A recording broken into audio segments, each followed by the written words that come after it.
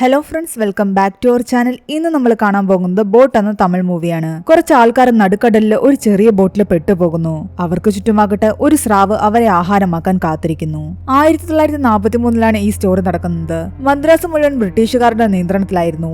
Japan മദ്രാസിനെ ആക്രമിക്കാൻ വേണ്ടിയിട്ട് പല സ്ഥലത്തും ബോംബ് വർഷിക്കുന്നുണ്ട്. പല ആൾക്കാരും മദ്രാസ് വിട്ടുപോയി. എന്നാൽ കുറച്ച് ആൾക്കാർ അവിടെ തന്നെ ഉണ്ടായിരുന്നു. അവർക്ക് വേണ്ടുന്ന അവശ്യ വസ്തുക്കളും ചികിത്സയും അവിടെ ബ്രിട്ടീഷുകാർ ലഭ്യമാക്കിക്കൊണ്ടിരുന്നു. അങ്ങനെ കുറച്ച് ആൾക്കാർ മരുന്ന് വാങ്ങിക്കാൻ വേണ്ടിയിട്ട് കടൽ തീരത്തുള്ള ക്യാമ്പിലേക്ക് വരുന്നുണ്ട്. അവിടെ വെച്ച് നമ്മുടെ നായകനായ കൊമരനെയും അവന്റെ ആയയും കാണിക്കുന്നുണ്ട്. അവന്റെ അനിയത്തിയും അനിയത്തി കെട്ടാൻ പോകുന്ന ആളും അവരുടെ അടുത്തേക്ക് വരുന്നു. മറ്റന്നാളാണ് അനിയത്തിയുടെ വിവാഹം. കൊമരന് ഒരു അനിയനും കൂടി ഉണ്ടായിരുന്നു. എന്നാൽ ബ്രിട്ടീഷുകാർക്കെതിരെ സമരം നടത്തിയതിന്റെ പേരിൽ അനിയനെ പിടിച്ചു വെച്ചിരിക്കുകയാണ്.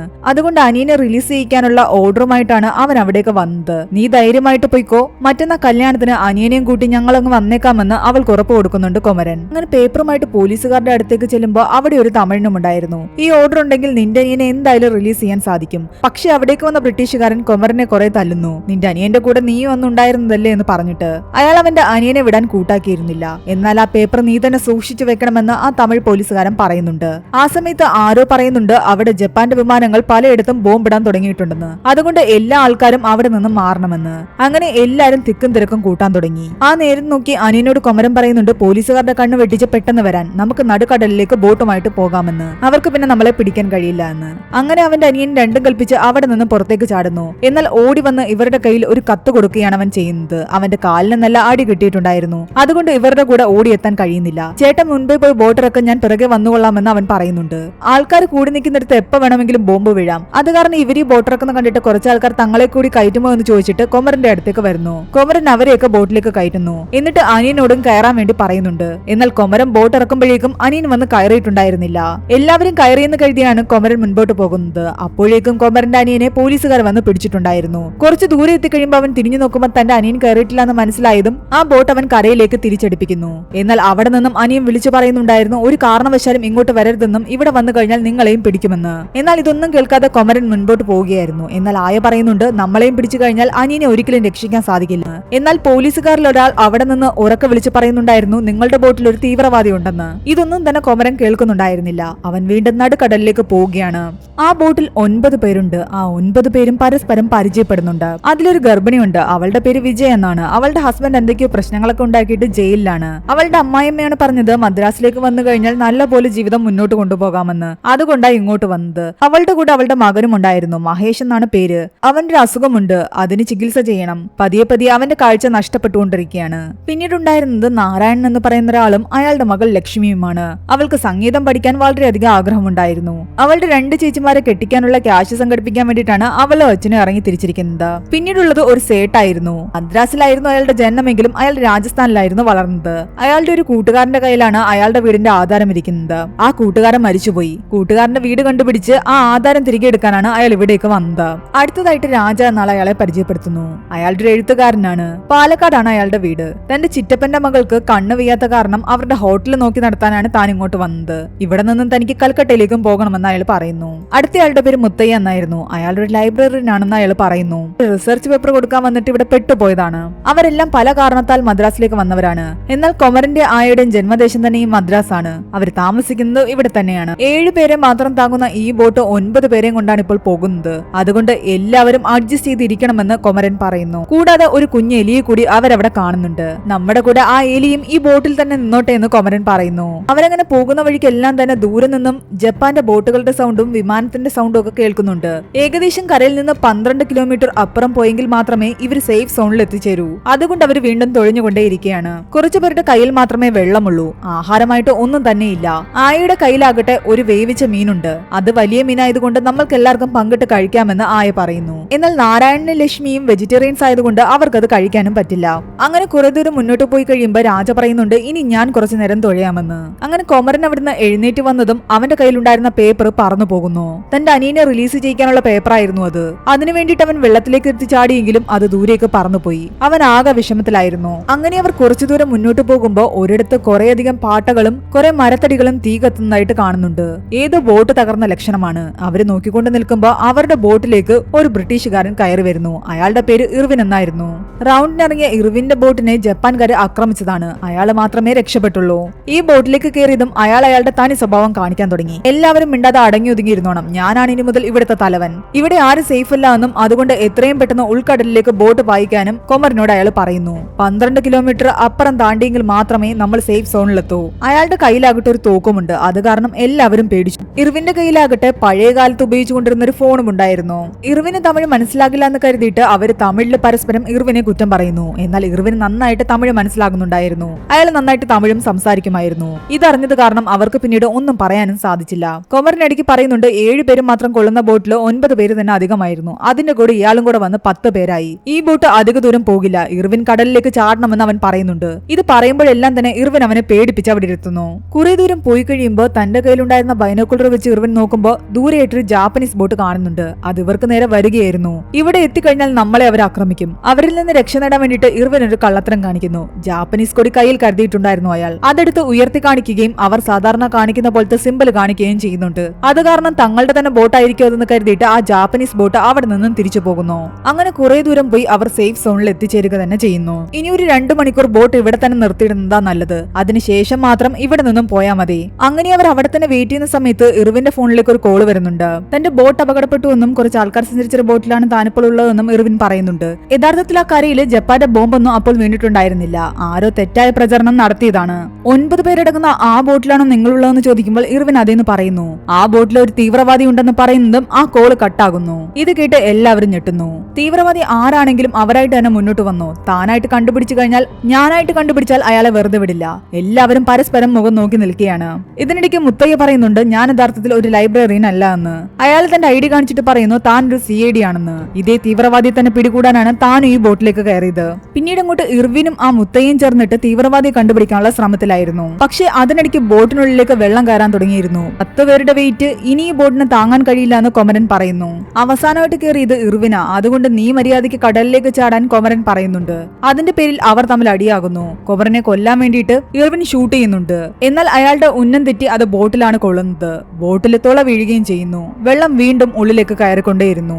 ഒടുവിൽ എങ്ങനെയൊക്കെയോ അവരത് അടച്ചു വെക്കുന്നുണ്ട്. ഇനി ഈ ബോട്ടിൽ നിന്നും 3 പേര് പുറത്തേക്ക് പോയെങ്കിലേ ഈ ബോട്ട് ഇവിടെ നിന്നും അനങ്ങൂ. 10 പേരുടെ വെയിറ്റും വെച്ചിട്ട് ആ ബോട്ട് അനക്കാൻ ശ്രമിക്കുമ്പോഴെല്ലാം തന്നെ ബോട്ടിലേക്ക് വെള്ളം കയറിക്കൊണ്ടേയിരിക്കുകയായിരുന്നു. ഈ ഒരു പ്രശ്നം സംസാരിച്ചുകൊണ്ട് നിൽക്കുമ്പോഴാണ് അവരെ തേടി വലിയൊരു പ്രശ്നം വരുന്നത്. ഒരു സ്രാവ് അവരുടെ ബോട്ടിന് ചുറ്റും കിടന്ന് കറങ്ങുന്നു. മനുഷ്യന്റെ മണം കിട്ടിയിട്ടാണ് അത് അവിടെ കിടന്ന് കറങ്ങുന്നത്. എല്ലാവരും ആകെ പേടിക്കുന്നു. കൊമരൻ പെട്ടെന്നാകട്ടെ മണ്ണെണ്ണ എടുത്ത് ബോട്ടിന് ചുറ്റും ഒഴിക്കുന്നുണ്ട്. സ്രാവിന് മനുഷ്യന്റെ മണം പെട്ടെന്ന് കിട്ടാതിരിക്കാൻ വേണ്ടിയാണ് അയാൾ അങ്ങനെ ചെയ്തത്. ഇവിടെ നിന്നും ബോട്ട് എങ്ങനെയെങ്കിലും തുഴഞ്ഞു മാറ്റിയേ പറ്റൂ. അതിന് 3 പേര് പുറത്തേക്ക് ചാടണം. ഒരാൾ ആ തീവ്രവാദി തന്നെ ആയിക്കോട്ടെ എന്ന് മുത്തയ്യ പറയുന്നുണ്ട്. ബാക്കി 2 പേര് ആരാണെന്ന് നിങ്ങൾ തന്നെ സ്വയം തീരുമാനിച്ചോ. എന്നിട്ട് മുത്തയ്യ ആ തീവ്രവാദിയെ കണ്ടുപിടിക്കാനുള്ള ശ്രമത്തിലായിരുന്നു. അയാൾ ബോട്ടിലേക്ക് ഓരോരുത്തരും കയറിയ കാര്യത്തെ പറ്റി എല്ലാം തന്നെ ആലോചിക്കുന്നു. എല്ലാവരെയും അയാൾ നല്ലപോലെ നിരീക്ഷിച്ചിട്ടുണ്ടായിരുന്നു. കൂട്ടത്തിൽ അയാൾക്ക് ഏറ്റവും സംശയം തോന്നിയത് രാജയായിരുന്നു. രാജയെ കൂടുതൽ അയാൾ ചോദ്യം ചെയ്യുന്നു. അപ്പോൾ രാജ എല്ലാ സത്യങ്ങളും തുറന്നു പറയുന്നു. താൻ തീവ്രവാദി ഒന്നും തന്നെയല്ല. പക്ഷേ ഈ നാട്ടിലേക്ക് വന്നത് തന്റെ ചിറ്റപ്പന്റെ മകളുടെ ഹോട്ടൽ നോക്കാനൊന്നും തന്നെയല്ല. താൻ ഒരു ന്യൂസ് എഡിറ്റർ ആയിരുന്നു. ബ്രിട്ടീഷുകാർക്കെതിരെ എഴുതിയത് കാരണം അവിടെ ഒരുപാട് പ്രശ്നമായി. ഇടയ്ക്ക് ജയിലിലും പോകേണ്ടി വന്നു. ഞങ്ങളുടെ നേതാവ് ഇവിടെ വരുന്നുണ്ട്. അപ്പൊ നേതാവിനെ കണ്ട് ഞങ്ങളുടെ കൂടെ ഉണ്ടായിരുന്ന ആൾക്കാരെല്ലാം തന്നെ ജയിൽ മോചിതരാക്കാൻ വേണ്ടിയിട്ട് പറയാൻ വേണ്ടിയാണ് അവൻ ഇങ്ങോട്ട് വന്നത്. അല്ലാതെ നിങ്ങൾ വിചാരിക്കുന്ന പോലെ ഞാൻ തീവ്രവാദി ഒന്നും തന്നെയല്ല. ബാക്കിയുള്ളവരെയും ചോദ്യം ചെയ്യുമ്പോൾ അതിലും തീവ്രവാദിയായിട്ട് ആരും തന്നെ ഉണ്ടെന്ന് അയാൾക്ക് തോന്നുന്നില്ല. സേട്ട് തന്റെ വീടിന്റെ ആധാരം എടുക്കാൻ വന്നു. ഗർഭിണിയാകട്ടെ തന്റെ മകന്റെ കാര്യത്തിന് വന്നു. നാരായണൻ ലക്ഷ്മി ആകട്ടെ മൂത്ത പെൺകുട്ടികളെ കെട്ടിക്കാനുള്ള കാശ് സംഘടിപ്പിക്കാൻ വന്നവരുമാണ്. അതിനിടെ ആ സ്രാവ് വീണ്ടും അവരുടെ ബോട്ടിനെ ചുറ്റി ചുറ്റി വന്നുകൊണ്ടേയിരുന്നു. അവർ പേടിച്ച് ഒളിച്ചിരിക്കാൻ തുടങ്ങി. അവിടെ നിൽക്കുന്തോറും അപകടം കൂടിക്കൂടി വരികയാണ്. കരയെ പിന്നിട്ട ശേഷം 10 മണിക്കൂർ ആയിരിക്കുന്നു. ആയ അവരുടെ കയ്യിലുണ്ടായിരുന്ന മീനെടുത്ത് പുറത്തേക്ക് വെക്കുന്നു. എല്ലാവർക്കും പങ്കിട്ട് കൊടുക്കുകയും ചെയ്യുന്നുണ്ട്. എന്നാൽ ലക്ഷ്മിക്ക് നാരായണനും അത് കഴിക്കാൻ കഴിയില്ലല്ലോ. അവര് വിശന്ന് തന്നെ ഇരിപ്പായിരുന്നു. ബോട്ടിലേക്ക് ഇടയ്ക്കിടയ്ക്ക് വെള്ളം കയറുന്നുണ്ട്. ഇവരത് പുറത്തേക്ക് കളയുകയും ചെയ്യുന്നു. ബോട്ട് കുറച്ചധികം സമയം സേഫ് ആയിട്ട് നിൽക്കണമെങ്കിൽ ഒരു കയറ് കെട്ടണമെന്ന് പറഞ്ഞിട്ട് കൊമരൻ വെള്ളത്തിലേക്ക് എടുത്ത് ചാടുന്നുണ്ട്. അവർ 2 സൈഡിലേക്കും കയറെറിഞ്ഞു കൊടുക്കുകയും ചെയ്യുന്നു. മുകളിലേക്ക് കയറാൻ തുടങ്ങിയതും അവന്റെ കാലിലാകട്ടെ കയറ് കുരുങ്ങുന്നു. ആ കെട്ടഴിച്ചുകൊണ്ട് നിൽക്കുകയായിരുന്നു കൊമരൻ. പെട്ടെന്ന് അവിടേക്ക് ആ സ്രാവ് അവനെ ലക്ഷ്യമാക്കി വരാൻ തുടങ്ങി. അവന്റെ കാലിലെ കെട്ടഴിക്കാൻ അവന് സാധിക്കുന്നുണ്ടായിരുന്നില്ല.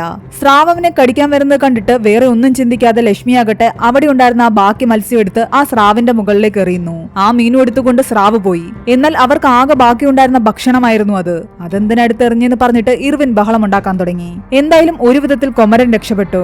ഇങ്ങനെ അധികം നേരം ഇരുന്നാ പറ്റില്ല. ചാടേണ്ട 3 പേര് ആരാണെന്ന് തീരുമാനിച്ചേ പറ്റൂ. എന്നാൽ ആരും സ്വയം മുന്നോട്ട് വരാൻ തയ്യാറായില്ല. ഈ ബോട്ട് തന്റെയുണ്ട് താനുമായും ഒരിക്കലും ചാടില്ല എന്ന് കൊമരൻ പറയുന്നുണ്ട്. നിങ്ങൾ തന്നെ 3 പേരെ കണ്ടുപിടിച്ചേ പറ്റൂ. മുത്തയ്യ വീണ്ടും ആ തീവ്രവാദി ആരാണെന്ന് കണ്ടുപിടിക്കാൻ അവരോടൊക്കെ സംസാരിക്കുന്നുണ്ട്. പക്ഷെ അയാൾക്ക് ആ തീവ്രവാദിയെ കണ്ടുപിടിക്കാൻ സാധിച്ചില്ല. അങ്ങനെ ആ രാത്രി പിന്നിട്ടു. പിറ്റേന്ന് പകലായി. സ്രാവിനെ ആക്രമിക്കാൻ വേണ്ടിയിട്ട് അവരൊരു ആയുധം ഉണ്ടാക്കുന്നു. അതടുത്തേക്ക് വന്നു കഴിഞ്ഞാൽ അതിനെ കുത്താൻ വേണ്ടിയായിരുന്നു അത്. എല്ലാവർക്കും നല്ലപോലെ വിശക്കുന്നുണ്ടായിരുന്നു. മഹേഷിന്റെ വിശപ്പ് കണ്ടപ്പോൾ സങ്കടം തോന്നിയിട്ട് കൊമരൻ കടലിലേക്ക് എടുത്ത് ചാടുന്നു. എന്നിട്ട് കടലിന്റെ അടിത്തട്ടിൽ നിന്നും ചെറിയൊരു ടൈപ്പ് കിഴങ്ങ് വർഗം എടുത്തുകൊണ്ട് വരുന്നുണ്ട്. ലക്ഷ്മി ഒഴിച്ച് ബാക്കി എല്ലാവർക്കും കൊമരൻ അത് കൊടുക്കുന്നു. എല്ലാവരും അത് കഴിക്കുകയും ചെയ്യുന്നുണ്ട്. അത് കഴിച്ചു കഴിഞ്ഞാൽ 5 മിനിറ്റത്തേക്ക് എല്ലാവരും ഉറങ്ങിപ്പോകും. ലക്ഷ്മിയോട് സ്വസ്ഥമായിട്ടൊന്ന് സംസാരിക്കാൻ വേണ്ടിയാണ് കൊമരൻ അങ്ങനെ ചെയ്തത്. കാരണം ബോട്ടിൽ കയറിയപ്പോ മുതൽ കൊമരനെ ലക്ഷ്മി നോക്കുന്നുണ്ടായിരുന്നു. എന്റെ മുഖം കണ്ടിട്ട് നിനക്ക് ഇങ്ങനെ എന്നെ നോക്കാൻ തോന്നുന്നതെന്ന് അവൻ ചോദിക്കുന്നു. സൗന്ദര്യത്തിലുള്ള കാര്യം മനസ്സിന്റെ സൗന്ദര്യത്തിലാണ് കാര്യമെന്ന് ലക്ഷ്മി പറയുന്നുണ്ട്. എന്നിട്ട് അവൾ തന്റെ കയ്യിലുണ്ടായിരുന്ന അവൾ എംബ്രോയിഡറി ചെയ്ത ഒരു തൂവാല കൊമരന് സമ്മാനമായി നൽകുന്നു. കുറച്ചു കഴിയുമ്പോ എല്ലാരും ഉണരുന്നുണ്ട്. അതിനിടയ്ക്ക് രാജ എഴുന്നേറ്റ് നടക്കുന്നു. ഇത് കണ്ട് കൊമരൻ പറയുന്നുണ്ട്, നീയായിട്ട് നടന്നതിന് ഈ ബോട്ട് രണ്ടാക്കുമോ എന്ന്. കൊമരൻ എന്താണ് പറഞ്ഞതെന്ന് രാജ നല്ലപോലെ കേട്ടില്ല. എന്നാൽ ഇർവിൻ അത് തെറ്റായി പറഞ്ഞു കൊടുക്കുന്നു. മുസ്ലിമായ നീയാണ് ഈ നാട് രണ്ടാക്കുന്നതെന്നാണ് കൊമരൻ പറഞ്ഞത്. ഇർവിൻ ഇങ്ങനെ പറഞ്ഞതും ദേഷ്യം വന്ന രാജയാകട്ടെ കൊമരനെ അടിക്കാൻ ചെല്ലുന്നു. എന്നാൽ അടിച്ചു കഴിയുമ്പോഴാണ് കൊമരൻ പറയുന്നത് താൻ അങ്ങനെയല്ല പറഞ്ഞത്, ബോട്ട് രണ്ടാക്കരുതെന്നാണ് പറഞ്ഞതെന്ന്. താൻ ദേഷ്യത്തിൽ അങ്ങനെ ചെയ്തു പോയതിൽ രാജയ്ക്ക് ഒരുപാട് വിഷമം തോന്നുന്നു. എന്നാൽ അവൻ ദേഷ്യത്തിൽ അവിടെ ഉണ്ടായിരുന്ന ആ ഏലിയെ അറിയാതെ കൊന്നിരുന്നു. ഇത് കണ്ടപ്പോ എല്ലാവർക്കും വിഷമം തോന്നി. താൻ വലിയ പാപമാണ് ചെയ്തതെന്ന് പറഞ്ഞിട്ട് രാജ കരയാൻ തുടങ്ങി. അങ്ങനെ സമയം വീണ്ടും കടന്നു പോയിക്കൊണ്ടേയിരിക്കുന്നു. ബോട്ട് അവിടെ നിന്ന് അനക്കണമെങ്കിൽ 3 പേര് ചാടിയെങ്കിലേ പറ്റൂ. അങ്ങനെ ഇരിക്കുമ്പോൾ ആ സ്രാവ് വീണ്ടും അവിടേക്ക് വരുന്നു. അധിക നേരം അവർക്ക് അവിടെ പിടിച്ചു നിൽക്കാൻ കഴിയില്ല. പെട്ടെന്നാണ് മുത്തയ്യ ചാടി എഴുന്നേറ്റ് ഇർവിന്റെ കയ്യിൽ നിന്നും തോക്ക് തട്ടിപ്പറിക്കുന്നത്. ഇർവിന്റെ കാലിലേക്ക് വെടിവെക്കുന്നു. എന്നിട്ട് അയാൾ പറയുന്നു, ഞാനാണ് നിങ്ങൾ അന്വേഷിച്ചുകൊണ്ടിരുന്ന തീവ്രവാദിയെന്ന്. ഈ ബോട്ട് ഇനി മുതൽ എന്റെ നിയന്ത്രണത്തിലാണ്. ബ്രിട്ടീഷുകാർക്കെതിരെ പോരാടിക്കൊണ്ടിരുന്ന ഞങ്ങളെയൊക്കെ നിങ്ങൾ തീവ്രവാദികളാക്കി മാറ്റി. ഈ ബോട്ടിൽ നിന്ന് ആദ്യം പുറത്തേക്ക് പോകേണ്ടത് ഇർവിനാണെന്ന് അയാൾ പറയുന്നു. ബാക്കിയുള്ള 2 പേര് ആരൊക്കെയാണെന്ന് ഞാൻ ഈ പേപ്പറിൽ എഴുതി വെച്ചിട്ടുണ്ട്. എന്നിട്ട് അയാൾ തന്റെ യൂണിഫോം ഒക്കെ എടുത്ത് ധരിക്കുന്നു. അയാളുടെ കയ്യിൽ ഒരു ഓക്സിജൻ സിലിണ്ടർ ഉണ്ടായിരുന്നു. അതിനകത്ത് ഒരു ബോംബും, ജപ്പാന്റെ ബോംബായിരുന്നു അത്. ആ ബോംബുമായിട്ട് അയാൾ കടൽ തീരത്ത് നിൽക്കുന്ന സമയത്താണ് അവിടെ ഒരുപാട് പോലീസുകാർ വന്നത്. അത് കാരണമാണ് പെട്ടെന്ന് ഇവരുടെ കൂടെ ഈ വഞ്ചിയിലേക്ക് കയറിയത്. എന്നിട്ട് അയാൾ ഇർവിനെ ബോട്ടിൽ നിന്നും തള്ളിയിടാൻ വേണ്ടിയിട്ട് അവിടെ നിർത്തുന്നുണ്ട്. പെട്ടെന്ന് ഇർവിൻ പറയുന്നുണ്ട്, അടുത്തതായിട്ട് ഇയാൾ പറയാൻ പോകുന്ന 2 പേര് കൊമരനും രാജയാണെന്ന്. അതുകൊണ്ട് ഇയാളെ ഈ ബോട്ടിൽ നിന്ന് എടുത്തെറിയാനാണ് ഇർവിൻ പറയുന്നത്. ഇത് കേട്ട് പേടിച്ച രാജയാകട്ടെ നേരെ മുത്തയ്യെ ആക്രമിക്കുന്നുണ്ട്. അയാളുടെ നെഞ്ചിലേക്ക് കത്തി കുത്തി കയറ്റാൻ ശ്രമിക്കുന്നു. എന്നാൽ മുത്തയ്യെ പറയുന്നുണ്ട്, ഇർവിൻ പറയുന്നത് കള്ളമാണെന്നും നിങ്ങൾ 2 പേരും പുറത്തേക്ക് ചാടേണ്ടതില്ല എന്നും. എന്നാൽ അയാൾ പറയുന്നതൊന്നും കേൾക്കാൻ നിൽക്കാതെ ആ ബഹളത്തിന്റെ ഇടയ്ക്ക് അയാളുടെ നെഞ്ചിലേക്ക് കത്തി കയറ്റുകയാണ്. അപ്പോഴാണ് ലക്ഷ്മി അയാളുടെ കയ്യിലുണ്ടായിരുന്ന പേപ്പർ കാണുന്നത്. അയാൾ ആരെയും ഉപദ്രവിക്കാൻ ആഗ്രഹിച്ചിട്ടുണ്ടായിരുന്നില്ല. ആ ബ്രിട്ടീഷുകാരനെ അവിടെ നിന്നും തള്ളിയിട്ട ശേഷം ലക്ഷ്മിയും മഹേഷിനെയും ഈ ബോട്ടിൽ നിന്നും മാറ്റി ഇതിനോട് ചേർത്ത് ചെറിയൊരു ചങ്ങാടമുണ്ടാക്കി അതിൽ നിർത്തി കൊണ്ടുപോകാനായിരുന്നു അയാളുടെ പ്ലാനിങ്. അയാൾ ആ പേപ്പറിൽ അതെല്ലാം കൃത്യമായിട്ട് വരച്ചിട്ടുമുണ്ടായിരുന്നു. അയാളെ തെറ്റിദ്ധരിച്ചതിൽ അവർ ഒരുപാട് സങ്കടപ്പെട്ടു. അതിനിടയ്ക്ക് അറിയാതെ അവരിലൊരാളുടെ കൈ തട്ടി ആ ഓക്സിജൻ സിലിണ്ടറിൽ ഉണ്ടായിരുന്ന ബോംബ് താഴേക്ക് പോകുന്നു. അത് താഴെ പോയി പതിച്ചു കഴിഞ്ഞാൽ പൊട്ടിത്തെറിക്കുമെന്നും നമ്മളെല്ലാരും മരിക്കുമെന്നും മുത്തയ്യ പറയുന്നു. പക്ഷേ അവരുടെ ഭാഗ്യത്തിന് അത് നേരെ പോയല്ല വീണത്. എന്നാൽ പോലും എപ്പോ വേണമെങ്കിലും അത് പൊട്ടിത്തെറിക്കാമെന്ന് മുത്തയ്യ പറയുന്നുണ്ട്. അതുകൊണ്ട് എത്രയും പെട്ടെന്ന് ഈ ബോട്ടിൽ നിന്നും രക്ഷപ്പെടണം. പക്ഷേ അപ്പോഴേക്കും അയാൾ മരിച്ചു പോയിരുന്നു. ഒരുപാട് സങ്കടത്തോടു കൂടി അയാളുടെ ജഡം അവർ കടലിലേക്ക് എറിയുന്നു. അതിനിടയ്ക്ക് ആ ചത്തുപോയ എലിയുടെ 2 കുഞ്ഞുങ്ങളെ അവർ കാണുന്നുണ്ട്. അതിനെ സേഫ് ആയിട്ട് അവരുടെ കയ്യിൽ തന്നെ വെക്കുന്നു. പെട്ടെന്ന് ആ സ്രാവ് പൊങ്ങിച്ചാടുന്നുണ്ട്. എപ്പോ വേണമെങ്കിലും തങ്ങളെ അത് ആക്രമിക്കാമെന്ന് അവർക്കറിയാം. അതിനിടയ്ക്കാണ് കുമരന്റെ കയ്യിൽ നിന്ന് ഒരു കടലാസ് താഴേക്ക് പോകുന്നത്. തന്റെ അനിയനെ കാണുന്ന സമയത്ത് അനിയൻ അവരുടെ കയ്യിലേക്ക് വെച്ചു കൊടുത്തതായിരുന്നു ആ കടലാസ്. അവരിപ്പോഴും അത് വായിച്ചിട്ടുണ്ടായിരുന്നില്ല. അതിൽ എഴുതിയിരുന്നത് ഇങ്ങനെയായിരുന്നു, നമ്മുടെ സഹോദരിക്ക് ആ വിവാഹം ഇഷ്ടമല്ല. കൊമരൻ അവള് കെട്ടാൻ പോകുന്ന ചെക്കന്റെ അച്ഛന്റെ കയ്യിൽ നിന്നും കുറെ കാശ് കടം വാങ്ങിയിട്ടുണ്ടായിരുന്നു. അയാൾ നമ്മുടെ അനിയത്തിയോട് വന്ന് പറഞ്ഞു, അയാളുടെ മകനെ നമ്മുടെ അനിയത്തി കെട്ടിക്കഴിഞ്ഞാൽ ആ കാശൊന്നും തന്നെ കൊമരൻ തിരിച്ചു കൊടുക്കണ്ട എന്ന്. ചേട്ടന്റെ കടം തീർക്കാൻ വേണ്ടിയിട്ടാണ് നമ്മുടെ അനിയത്തി ഇങ്ങനെയൊരു ത്യാഗം ചെയ്യാൻ ഇറങ്ങി പുറപ്പെട്ടത്. അവൾക്ക് അവനെ ഇഷ്ടമല്ല. അത് മാത്രമല്ല അവന്റെ സ്വഭാവം ശരിയല്ല. ഒരുപാട് പെണ്ണുങ്ങളുമായിട്ട് അവന് ബന്ധമുണ്ട്. അതുകൊണ്ട് എങ്ങനെയെങ്കിലും ഈ കല്യാണം തടയണമെന്നായിരുന്നു കൊമരന്റെ അനിയൻ അതിൽ എഴുതിയിരുന്നത്. അതോടുകൂടി കൊമരൻ ആകെ ദേഷ്യത്തിലായി. എത്രയും പെട്ടെന്ന് തനിക്ക് കരയിലേക്ക് പോയേ പറ്റൂ. അതുകൊണ്ട് ആ 2 പേർ ആരാണെങ്കിലും ഈ ബോട്ടിൽ നിന്നും ചാടിയേ പറ്റൂ. പക്ഷേ ആരും തയ്യാറായില്ല. എല്ലാവരും പരസ്പരം നോക്കിയിരിക്കുകയാണ്. അങ്ങനെ രാത്രിയായി. എല്ലാവരും ആലോചനയിലാണ്. കൊമരനും മായയും കിടന്നുറങ്ങുന്നു. അവരുറങ്ങുന്ന തക്കം നോക്കി ബാക്കി എല്ലാവരും ഒരു പ്ലാൻ ഇടുന്നു. ആ 2 പേർ ആരാണെന്ന് നമുക്ക് വോട്ട് ചെയ്ത് കണ്ടുപിടിക്കാം. എന്നാൽ ആ വോട്ടിംഗിൽ കൊമരനെ ആയ ഉൾപ്പെടുത്താത്തതിന് ലക്ഷ്മി ചോദ്യം ചെയ്യുന്നുണ്ട്. എന്നാൽ അവളുടെ അച്ഛൻ അവളെ വഴക്ക് പറയുന്നു. എല്ലാവരും പേപ്പറിൽ ബോട്ടിൽ നിന്നും പുറത്താക്കേണ്ട 2 പേരുടെ പേര് എഴുതുന്നു. ഏറ്റവും കൂടുതൽ വോട്ട് കിട്ടിയത് 5 വോട്ട് കുമരനും 4 വോട്ട് ആയയ്ക്കും. ഓരോരോ വോട്ട് വീതം ഇർവിനും വിജയിക്കും രാജയ്ക്കും. അതുകൊണ്ട് പുറത്താക്കേണ്ടത് കുമരനെ ആയയുമാണ്. നേരം വെളുത്താൽ അവരെ എങ്ങനെയെങ്കിലും കൊന്ന് കടലിൽ തള്ളാനായിരുന്നു അവരുടെ പ്ലാൻ. ലക്ഷ്മിക്ക് ഒന്നും ചെയ്യാൻ കഴിഞ്ഞില്ല. അവളെ വിഷമിച്ച് തന്നെ ഇരിക്കുകയാണ്. പക്ഷെ പിറ്റേന്ന് രാവിലെ കുമരൻ ഞെട്ടി ഉണരുന്നത് ആരോ വെള്ളത്തിലേക്ക് വീഴുന്ന സൗണ്ട് കേട്ടിട്ടാണ്. അത് ആയയായിരുന്നു. ആയ കടലിലേക്ക് ചാടി നീന്തുകയാണ്. എന്നിട്ട് കുമരനോട് പറയുന്നുണ്ട്, നീയും വാ, നമുക്ക് നീന്തി ഇവിടെ നിന്നും പോകാമെന്ന്. ആ ബോട്ടിലുള്ളവരെല്ലാം പാവങ്ങളാ. ഭയം കാരണം അവർ വീണ്ടും വീണ്ടും ചീത്ത മനുഷ്യരായി മാറിക്കൊണ്ടിരിക്കുക. അതുകൊണ്ട് നമുക്ക് തന്നെ ഇവിടെ നിന്നും രക്ഷപ്പെട്ടു പോകാം. നമ്മുടെ ഭാരം കുറഞ്ഞു കഴിഞ്ഞാൽ ആ ബോട്ട് അവിടെ നിന്ന് നീങ്ങുകയും ചെയ്യും. അങ്ങനെ കുമരനും വെള്ളത്തിലേക്ക് എടുത്ത് ചാടുന്നു. കടലിന്റെ മക്കളായ തങ്ങളെ കടല് തന്നെ നോക്കിക്കൊള്ളുമെന്ന് പറഞ്ഞിട്ടാണ് അവര് പോകുന്നത്. ആ സ്രാവ് അപ്പോഴും അവിടെയെല്ലാം കറങ്ങുന്നുണ്ടായിരുന്നു. പിന്നീട് കാണിക്കുന്നത് ബാക്കി എല്ലാരും രക്ഷപ്പെട്ട് കരയിലേക്ക് വന്നതാണ്. അവരെല്ലാവരും സംസാരിച്ചുകൊണ്ട് നിൽക്കുകയായിരുന്നു. ആ ഗർഭിണിക്ക് ഒരു പെൺകുഞ്ഞ് ജനിച്ചിരിക്കുന്നു. തങ്ങൾക്ക് വേണ്ടി ജീവൻ വെടിഞ്ഞ അവർക്ക് രണ്ടുപേർക്കും വേണ്ടിയിട്ട് ഒരു പൂജ നടത്തണമെന്ന് അവർ പരസ്പരം പറയുന്നുണ്ട്. അവരുടെ ബോഡി എങ്ങു നിന്നും കിട്ടിയില്ല. ചിലപ്പം സ്രാവ് അവരെ തിന്നിട്ടുണ്ടാകാം. അങ്ങനെ ആ പോലീസ് സ്റ്റേഷനിൽ നിൽക്കുന്ന സമയത്താണ് ലക്ഷ്മി ആ തൂവാല കണ്ടെത്തുന്നത്. അതവൾ കുമരന് കൊടുത്തതായിരുന്നു. ഇതെങ്ങനെ ഇവിടെ വന്നുവെന്ന് അന്വേഷിക്കുമ്പോഴാണ് കുമരനും അവന്റെ അനിയനും ഈ സ്റ്റേഷനിലുണ്ടെന്ന് അവരറിയുന്നത്. അനിയനെ രക്ഷിക്കാൻ വന്ന കുമരനെ ഉൾപ്പെടെ ഇവിടെ പോലീസുകാർ പിടിച്ചു വെച്ചിരിക്കുകയാണ്. ഇർവിൻ എത്രയും പെട്ടെന്ന് നടപടിയെടുക്കുകയും കുമരനെയും അനിയനെ റിലീസ് ചെയ്യുകയും ചെയ്യുന്നുണ്ട്. ആയയും അവന്റെ അനിയത്തിയും വന്നിട്ട് ഇവരെ രണ്ടുപേരെയും കൂട്ടിക്കൊണ്ടു പോകുന്നു. ആയയും കുമരനും മരിച്ചില്ല എന്നറിഞ്ഞപ്പോൾ തന്നെ അവർക്ക് എല്ലാവർക്കും സന്തോഷമായി. തങ്ങളുടെ ജീവൻ രക്ഷിച്ചതിന് ഒരുപാട് നന്ദി കുമരനോട് ആയയോട് അവർ പറയുന്നുണ്ട്. ഞങ്ങളുടെ ജീവൻ രക്ഷിച്ചതിന് പകരമായിട്ട് ഞങ്ങൾ എന്താണ് ചെയ്യേണ്ടതെന്ന് ഇർവിൻ അവനോട് ചോദിക്കുന്നു. എന്റെ നാട് എനിക്ക് തിരിച്ചു തരണമെന്നാണ് കുമരൻ ഇർവിനോട് ആവശ്യപ്പെടുന്നത്. അവിടെ ഈ മൂവി അവസാനിക്കുകയാണ്. ഈ മൂവിയുടെ സ്റ്റോറി എങ്ങനെയുണ്ടായിരുന്നു എന്ന് നിങ്ങൾ താഴെ കമന്റ് ചെയ്യുക. എക്സ്പ്ലനേഷൻ ഇഷ്ടപ്പെട്ടെങ്കിൽ വീഡിയോ ലൈക്ക് ചെയ്യാനും ചാനൽ സബ്സ്ക്രൈബ് ചെയ്യാനും മറക്കണ്ട. നമ്മുടെ സെക്കൻഡ് ചാനൽ ഇതുവരെയും സബ്സ്ക്രൈബ് ചെയ്യാത്തവർക്ക് വേണ്ടിയിട്ട് ഞാൻ അതിന്റെ ലിങ്ക് ഡിസ്ക്രിപ്ഷനിൽ കൊടുത്തിട്ടുണ്ട്.